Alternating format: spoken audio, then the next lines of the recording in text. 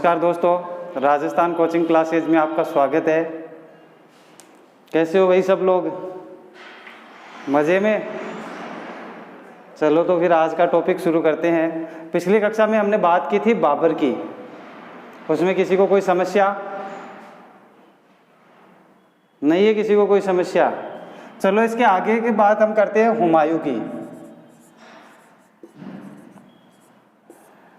बाबर का पुत्र हुमायूं। हुमायूं का जो हमें शासनकाल मिलता है वो मिलता है 1530 से लेकर के 1556 ईस्वी तक। 1530 से 1556 ईस्वी तक बाबर ने अपना जो साम्राज्य है, बाबर का जो साम्राज्य है, उसने अपनी मृत्यु के पश्चात अपना जो उत्तराधिकारी है वो हुमायूं को नियुक्त किया था। और हुमायूं का जो ये कार्यकाल है ये दो भागों में मिलता है। 1530 से लेकर के 1540 ईस्वी और 1555 से 1556 ईस्वी। हुमायूं का जो शासनकाल है वो दो भागों में मिलता है, 1530 से 1540 ईस्वी। और 1540 के पश्चात शेर शाह सूरी हुमायूं को पराजित करके भारत से भागने के लिए बाध्य कर देता है। और 1555 में हुमायूं वापस आता है और 1 वर्ष तक शासन करता है। इसके पश्चात 1556 ईस्वी में हुमायूं की मृत्यु हो जाती है। तो हुमायूं का जो जन्म है, कब हुआ था हुमायूं का जन्म? 6 मार्च 1508 ईस्वी को हुमायूं का जन्म कब हुआ था? 6 मार्च 1508 ईस्वी को। कहाँ पर हुआ था? काबुल में। हुमायूं का जो जन्म है वो 6 मार्च 1508 ईस्वी को काबुल में हुआ था। और ऐसा बताया जाता है कि हुमायूं के जन्म पर बाबर द्वारा अपने साथियों में कस्तूरी बांटी गई थी। बाबर ने अपने साथियों में कस्तूरी बांटी थी। कब? जब हुमायूं का जन्म हुआ था। इसके पश्चात यदि बात करें तो बाबर की मृत्यु के पश्चात जो बाबर के 4 पुत्र थे उसमें सबसे प्रिय पुत्र जो था वो कौन था? हुमायूं था। और बाबर ने हुमायूं को अपना उत्तराधिकारी नियुक्त किया था। बाबर की जो पत्नियां थी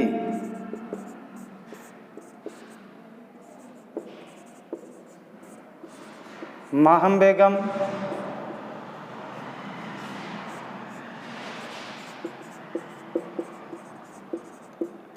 गुलखुश बेगम और दिलदार बेगम।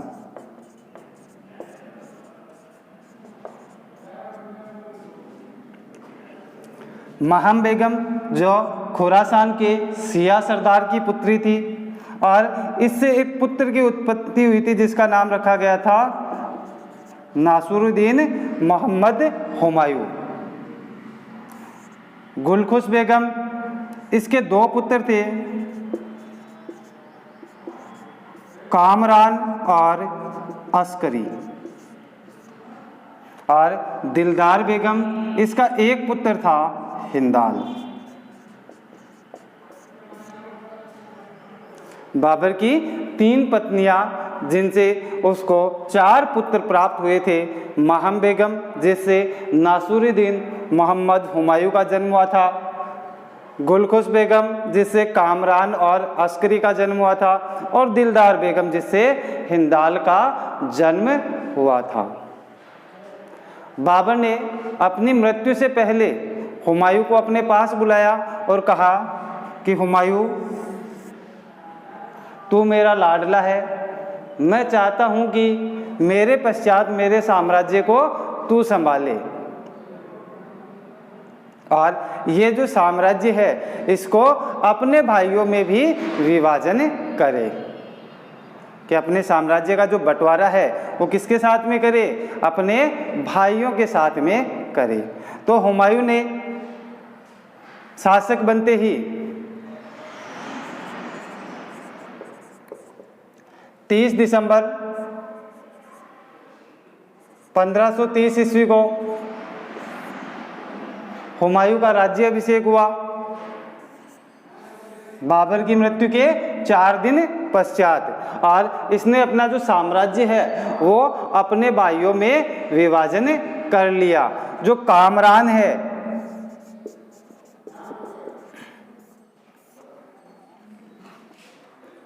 कामरान को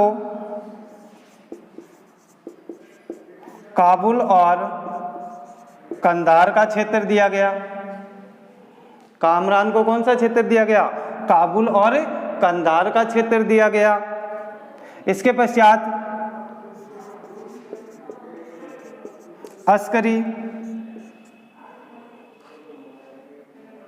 ये अस्करी जो था ये बड़ा ही बदमाश था। तो हुमायूं ने कहा कि अरे अस्करी संभल जा जरा, अस्करी संभल जा जरा।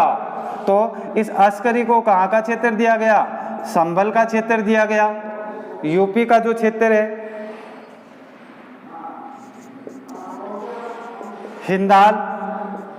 हिंदाल को मेवात का क्षेत्र दिया गया।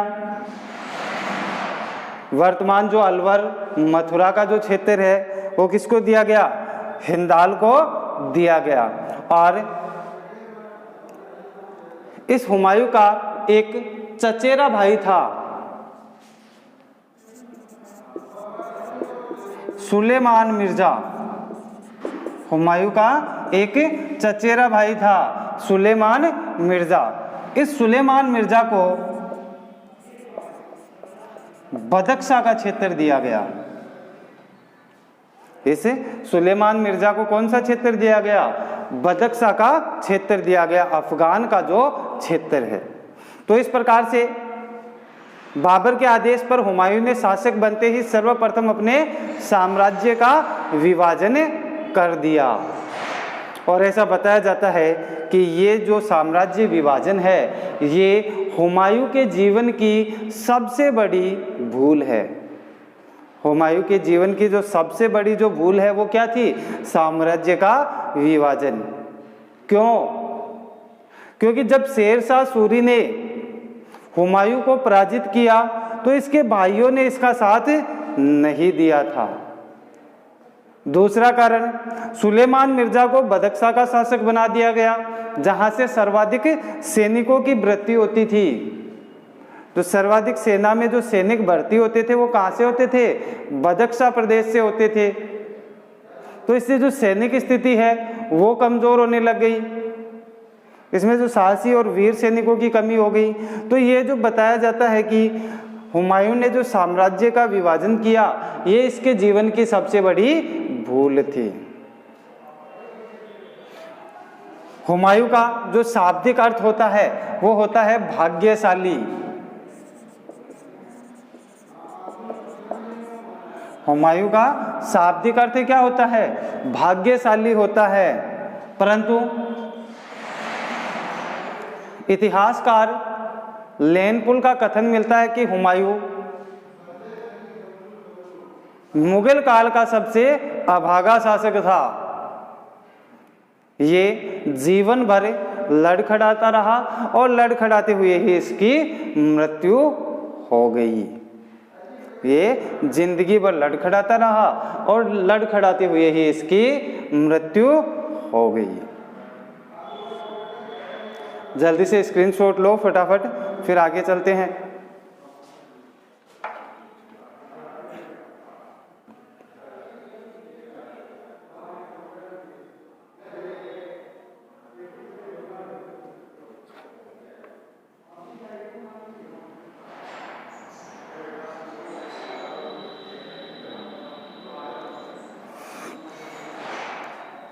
ये जो गुलरुख बेगम है, इसे गुलरुख बेगम या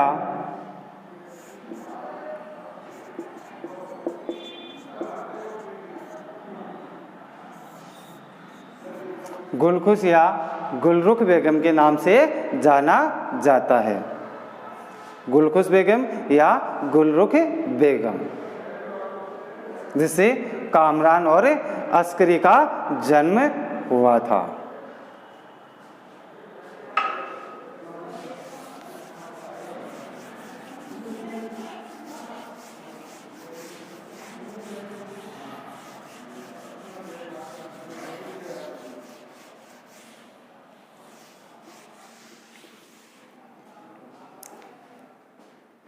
अब यदि बात करें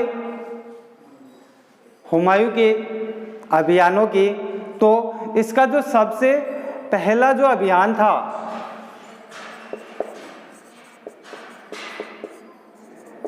कालिंजर अभियान। कौन सा अभियान था? कालिंजर अभियान। कब किया था कालिंजर अभियान? 1531 ईस्वी में। हुमायूं ने अपना जो प्रथम सैनिक अभियान है वो किस पर किया था? कालिंजर पर किया था। कालिंजर कहाँ पर है? कालिंजर यूपी में। कालिंजर कहाँ पर है? यूपी में। और उस समय कालिंजर का शासक था, कालिंजर का शासक कौन था? प्रताप रुद्रदेव। कालिंजर का शासक कौन था? प्रताप रुद्रदेव। इस हुमायूं द्वारा कालिंजर दुर्ग की घेराबंदी कर ली गई। कालिंजर दुर्ग को इसने घेर लिया था और अंततः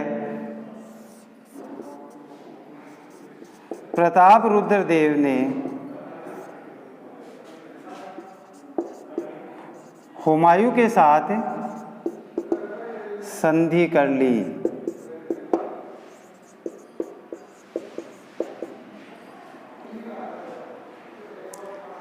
कालिंजर अभियान 1531 ईस्वी में हुमायूं ने कालिंजर दुर्ग को घेर लिया और लगभग 2 महीने की घेराबंदी के पश्चात प्रताप रुद्रदेव ने हुमायूं के साथ में संधि कर ली और हुमायूं वापस कहाँ चला जाता है? आगरा चला जाता है और बड़ा ही नाराज होता है कि मैंने 2 महीने तक घेराबंदी की और अंत में संधि हो गई।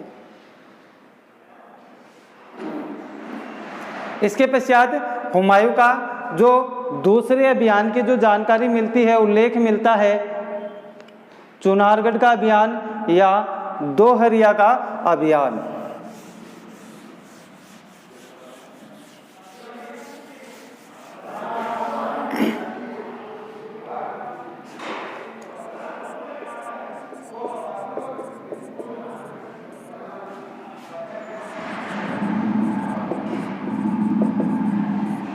चुनारगढ़ अभियान या इसे कहा जाता है दोहरिया का युद्ध।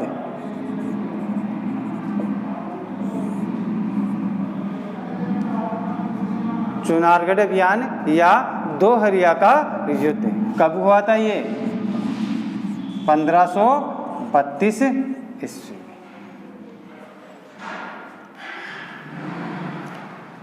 इस समय हुमायूं ने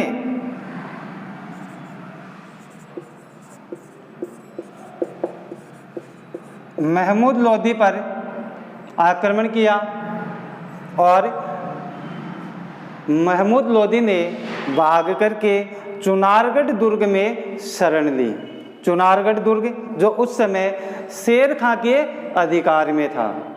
किसके अधिकार में था? शेर खां के अधिकार में था। बाबर ने मरने से पहले हुमायूं को एक बात कही थी कि हुमायूं, तू इस शेर खां, ये जो चालाक लोमड़ी शेर खां है, इससे बचकर रहना। यदि इससे तेरा आमना सामना हुआ तो ये तेरी पार नहीं पड़ने देगा। तो मोहम्मद लोदी पर जैसे ही हुमायूं ने आक्रमण किया, हुमायूं ने भाग करके कहां पर शरण ली? मोहम्मद लोदी ने भाग करके कहाँ पर शरण ली? चुनारगढ़ दुर्ग में शरण ली और हुमायूं ने इस चुनारगढ़ दुर्ग को घेर लिया। हुमायूं ने क्या किया? इस चुनारगढ़ दुर्ग को घेर लिया और चुनारगढ़ दुर्ग का जो शासक था शेर खां, उसने हुमायूं के सामने आत्मसमर्पण कर दिया। शेर खां ने क्या किया? हुमायूं के सामने आत्मसमर्पण कर दिया और अपने पुत्र कुतुब खां के नेतृत्व में 500 सैनिकों की एक टुकड़ी मुगल सेवा में भेज दी। शेर खां ने क्या किया कि अपने पुत्र कुतुब खां के नेतृत्व में 500 सैनिकों की एक टुकड़ी कहाँ पर भेज दी? मुगल सेवा में भेज दी। हालांकि इसके पीछे उसका उद्देश्य दूसरा था। वो ये जानना चाहता था कि मुगलों के पास में कितनी सैनिक शक्ति है, क्या इनकी युद्ध नीति रहती है, जिसका उपयोग उसने चौसा और बिलग्राम के युद्ध में किया था। तो मोहम्मद लोदी ने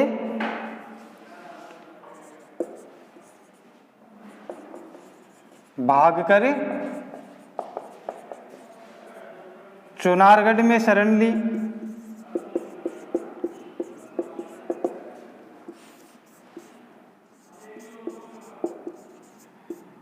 हुमायूं ने चुनारगढ़ दुर्ग को घेर लिया और चुनारगढ़ का शासक कौन था? शेर खां, जो आगे चलकर के इतिहास में शेर शाह सूरी के नाम से प्रसिद्ध हुआ था। इस शेर खां ने आत्मसमर्पण कर दिया।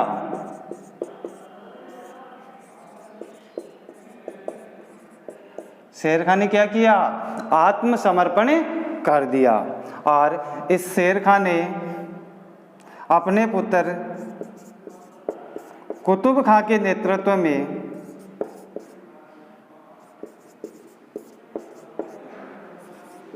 500 सैनिकों की एक टुकड़ी किसकी सेवा में भेजी? मुगल सेवा में भेजी।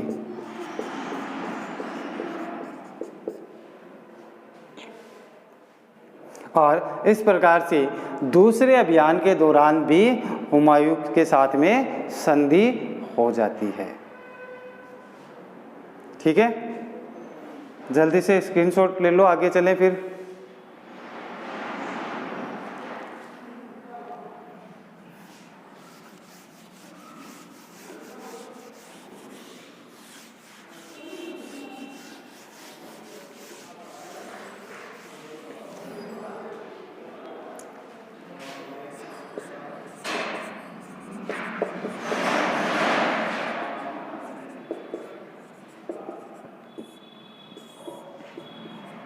गुजरात अभियान।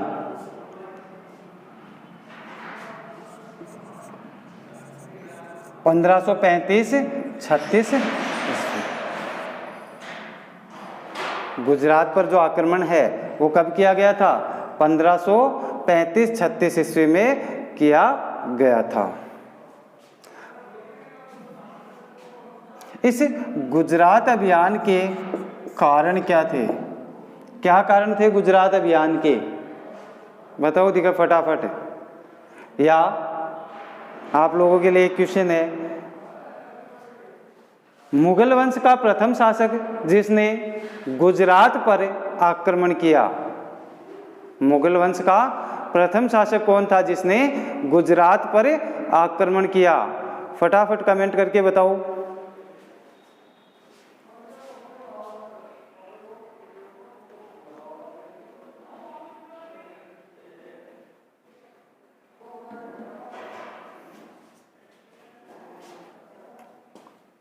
तो इस युद्ध के कारण क्या थे कि हुमायूं के शासनकाल में बिहार और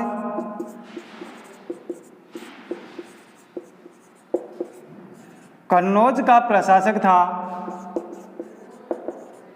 गुमान मिर्जा। बिहार और कन्नौज का प्रशासक कौन था? गुमान मिर्जा। इस गुमान मिर्जा ने हुमायूं के विरुद्ध विद्रोह कर दिया। हुमायूं के विरुद्ध क्या किया? विद्रोह कर दिया। और इस बात का पता जब हुमायूं को चला तो वो इसको दंडित करने के लिए इस पर सेना भेजता है। और गुमान मिर्जा जो है वो भाग करके गुजरात शासक बहादुर शाह की शरण में चला जाता है।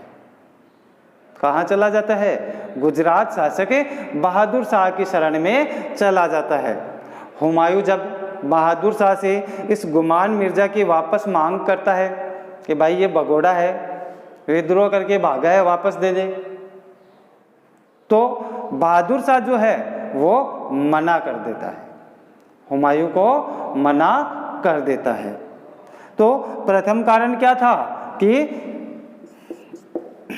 बिहार और कन्नौज प्रशासक गुमान मिर्जा को किसने शरण दी थी? गुजरात शासक बहादुर शाह ने शरण दी थी। दूसरा कारण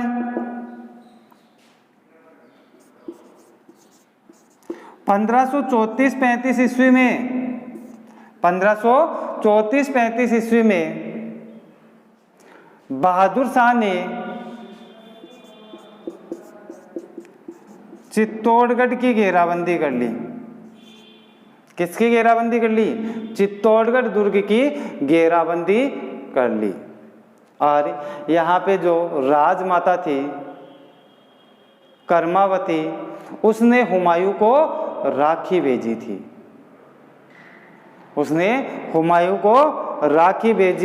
और हुमायूं को मदद के लिए बुलाया था। क्यों भेजी थी इसने राखी हुमायूं को? बताओ दिखा फटाफट। हुमायूं को इसने राखी क्यों भेजी थी? क्योंकि खानवा युद्ध के पश्चात बाबर ने रानी कर्मावती को अपनी हिंदू पुत्री बनाया था, जिसके कारण ये हुमायूं की क्या लगती थी? बहन लगती थी। इसीलिए इसने हुमायूं को राखी भेजी थी कि भाई बहादुर शाह ने चित्तौड़ की घेराबंदी कर ली है और तुम मदद के लिए आओ। परंतु हुमायूं जो है वो समय पर नहीं पहुंच पाता है। और इसके पश्चात हुमायूं और बहादुर शाह के मध्य संघर्ष बढ़ता है।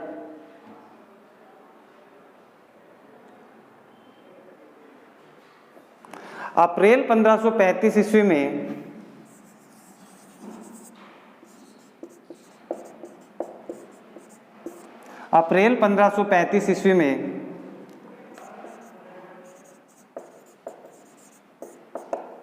हुमायूं ने मंदसौर के निकट बहादुर शाह को पराजित कर लिया।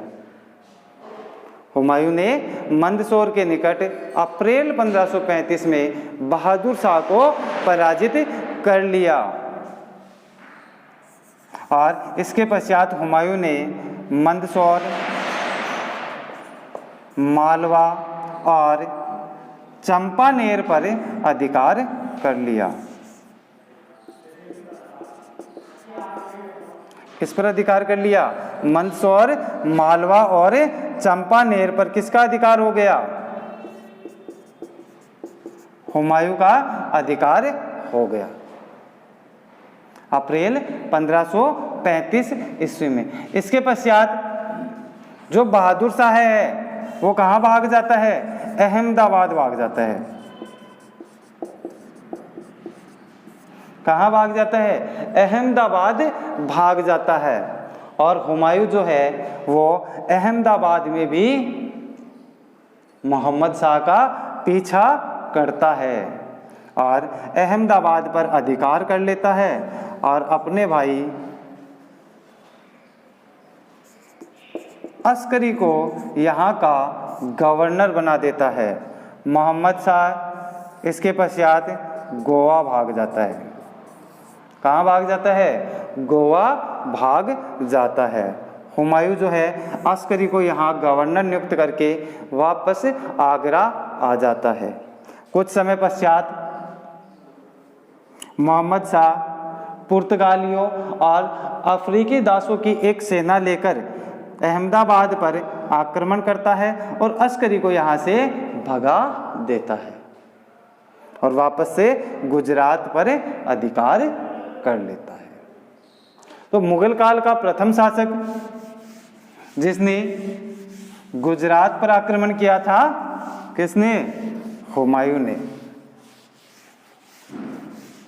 मुगल वंश का प्रथम शासक था जिसने गुजरात अभियान किया था, वो था हुमायूं।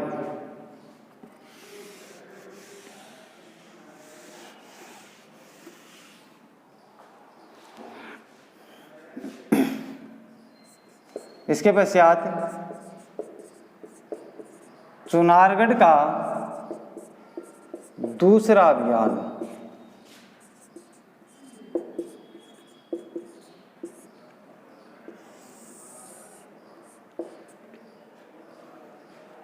चुनारगढ़ का दूसरा अभियान। जिस समय हुमायूं गुजरात अभियान पर व्यस्त था, बहादुर शाह के साथ में युद्ध कर रहा था, उसी समय शेर खां अपनी सेना एकत्रित करता है, अपनी सैनिक शक्ति बढ़ाना प्रारंभ कर देता है और बिहार पर अधिकार कर लेता है। जिस समय हुमायूं जो है वो बहादुर शाह के साथ में संघर्ष में व्यस्त था, उसी समय शेर खां कहाँ पर अधिकार कर लेता है? बिहार पर अधिकार कर लेता है। और इसीलिए हुमायूं क्या करता है? चुनारगढ़ पर आक्रमण करता है। चुनारगढ़ पर आक्रमण करता है और शेर खां जो है वो अपने परिवार सहित रोहितासगढ़ दुर्ग में शरण लेता है। हुमायूं जब चुनार पर आक्रमण करता है तो शेर खां अपने परिवार सहित कहाँ पर शरण लेता है? चुनारगढ़ दुर्ग में शरण लेता है। इसके पश्चात हुमायूं जो है वो चुनारगढ़ दुर्ग को घेर लेता है। हुमायूं चुनारगढ़ दुर्ग को घेर लेता है और शेर खां यहाँ से बंगाल की ओर भाग जाता है। कहाँ भाग जाता है? बंगाल की ओर भाग जाता है और बंगाल की जो राजधानी थी गौड़, बंगाल की राजधानी गौड़ पर अधिकार कर लेता है। कहाँ पर अधिकार कर लेता है? बंगाल की राजधानी गौड़ पर अधिकार कर लेता है। हुमायूं गौड़ तक इसका पीछा करता है। हुमायूं गौड़ तक इसका पीछा करता है। 15 अगस्त 1538 ईस्वी को हुमायूं गौड़ पहुंचता है और वहां जाकर के हुमायूं देखता है कि चारों ओर लाशें बिछी हुई हैं, जगह बिल्कुल उजाड़ है, सुनसान जगह है, केवल चारों ओर लाशें ही लाशें बिछी हुई हैं। इसके पश्चात हुमायूं जो है वो यहाँ पे अपने शिविर स्थापित करता है गौड़ में और यहाँ पर आराम करता है। लगभग ऐसा बताया जाता है कि 8 महीनों तक हुमायूं जो है वो गौड़ में रहता है। वहाँ पर पार्टियां चलती हैं, डीजे वगैरह लगा करके डांस किया जाता है, अफीम के नशे में पड़ा रहता है ये। और इसी समय शेर खां जो है वो पुनः अपनी शक्ति एकत्रित करना प्रारंभ कर देता है और इसी समय इसका जो भाई है जो युद्ध में इसके साथ था हुमायूं का अस्करी, वो गोड़ से निकल करके आगरा पहुंचता है और अपने आप को हिंदुस्तान का बादशाह घोषित कर देता है। अपने आप को क्या करता है? हिंदुस्तान का बादशाह घोषित कर देता है। तब जाकर के हुमायूं की नींद खुलती है। वो कहता है ये क्या हुआ, अल्ले ये क्या हुआ। तो फिर ये नींद से जागता है और फटाफट अपनी सेना को आदेश देता है कि वापस से कहाँ चलो, आगरा चलो। परंतु आगरा आने के जो सारे मार्ग थे, आगरा आने के जो सारे मार्ग थे वो किसके द्वारा बंद कर दिए गए थे? शेर खां द्वारा बंद कर दिए गए थे। सारे मार्ग अवरुद्ध कर दिए गए थे और बंगाल से आगरा आने का एक मार्ग छोड़ा था, जहां पर सामने कौन खड़ा था?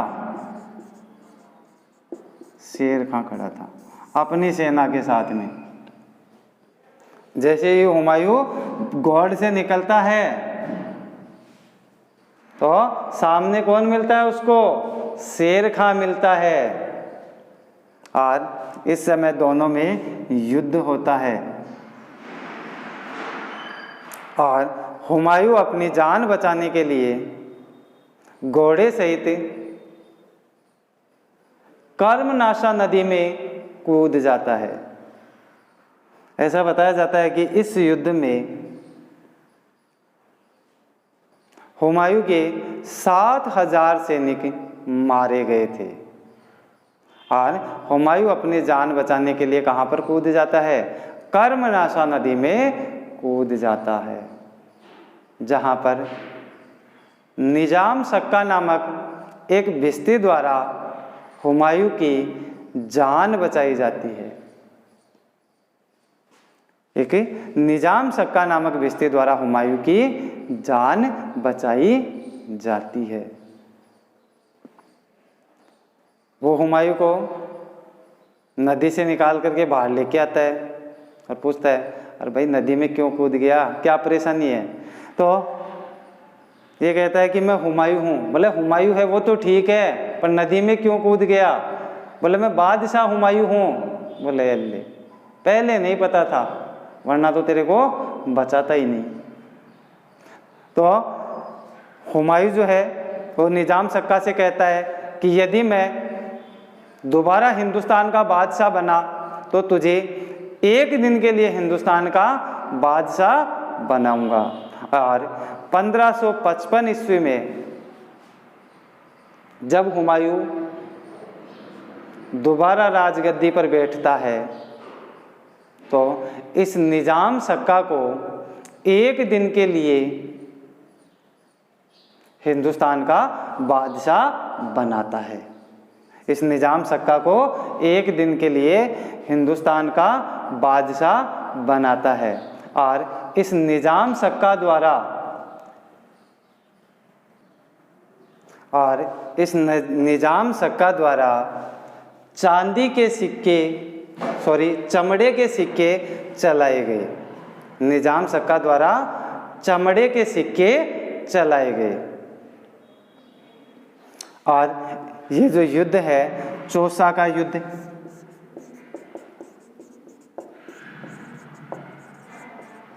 या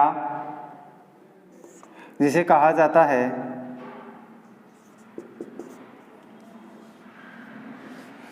बिलग्राम का युद्ध, इस युद्ध के पश्चात शेर खां ने शेरशाह सूरी की उपाधि धारण की और चांदी के सिक्के चलाए। निजाम सक्का की जो मज़ार है वो अजमेर दरगाह में स्थित है, जिसने चमड़े के सिक्के चलाए थे। इसके पश्चात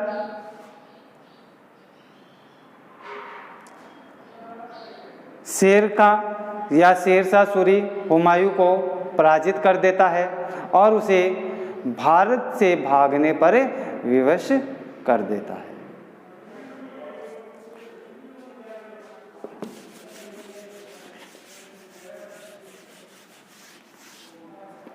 तो चुनारगढ़ का जो दूसरा अभियान है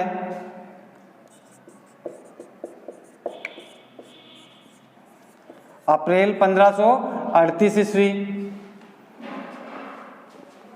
किसके मध्य होता है? शेर खां वर्सेज हुमायूं।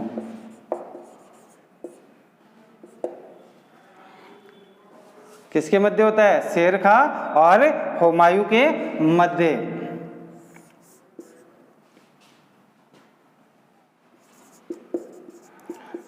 शेर खां परिवार सहित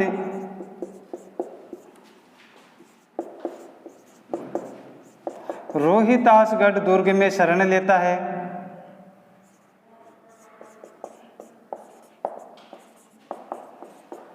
कहां पर शरण लेता है? रोहितासगढ़ दुर्ग में शरण लेता है।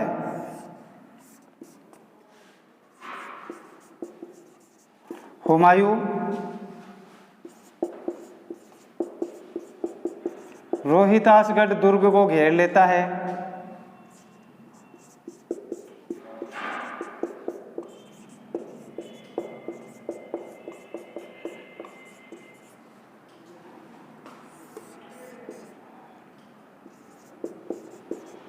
शेर खां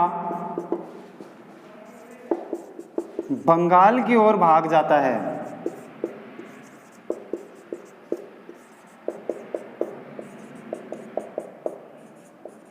शेर खां कहाँ भाग जाता है? बंगाल की ओर भाग जाता है और बंगाल की राजधानी गौड़ पर अधिकार कर लेता है। गौड़ पर अधिकार कर लेता है। कौन? शेर खां। शेर खां जो है वो बंगाल की राजधानी गौड़ पर अधिकार कर लेता है। हुमायूं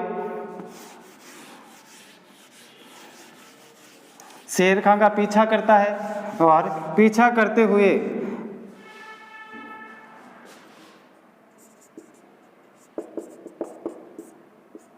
15 अगस्त 1538 ईस्वी को हुमायूं कहाँ पहुँचता है?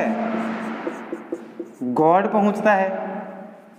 कहाँ पहुँचता है? गौड़ पहुँचता है और वहाँ जाकर के देखता है कि चारों ओर लाशें ही लाशें बिखरी हुई हैं।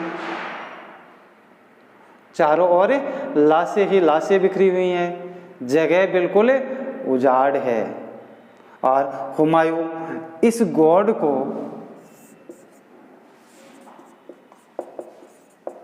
जन्नताबाद नाम देता है।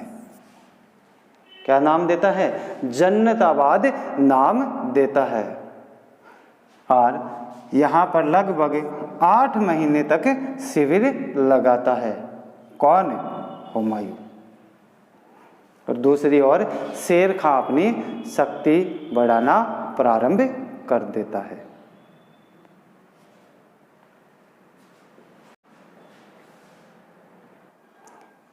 इसके पश्चात हुमायूं और शेर खां के मध्य चौसा का युद्ध और कन्नौज बिलग्राम का युद्ध होता है, जिसके पश्चात शेर खां हुमायूं को भारत से बाहर खदेड़ देता है। इन दोनों युद्धों की चर्चा करेंगे कल। आप लोगों को चीज़ें समझ में आई होगी। यदि आप लोगों का कोई भी क्वेश्चन हो तो कमेंट कर दें। इस वीडियो को ज़्यादा से ज़्यादा शेयर करें, लाइक करें और चैनल को सब्सक्राइब करें। धन्यवाद।